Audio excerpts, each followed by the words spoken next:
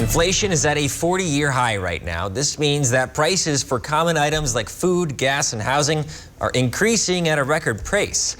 Many are wondering what is causing the jump in prices. Republicans and Democrats often have fundamentally different answers to that. I sat down with Wisconsin Senators Tammy Baldwin and Ron Johnson to hear their thoughts.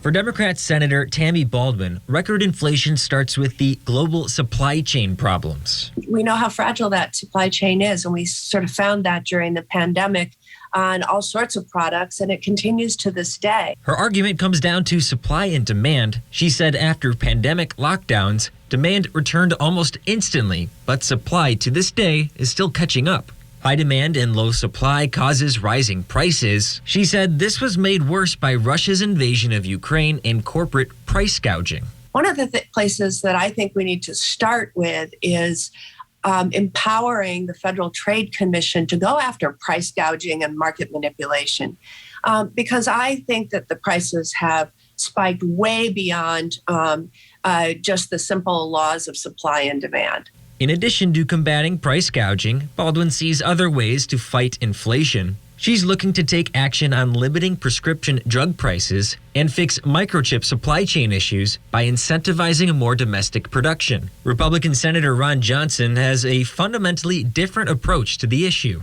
Inflation is always and everywhere a monetary phenomenon. That's right from Milton Friedman. He says massive spending is driving inflation. While he supported the first COVID-19 relief bill, he did not support the second. The monetary glut came from massive deficit spending.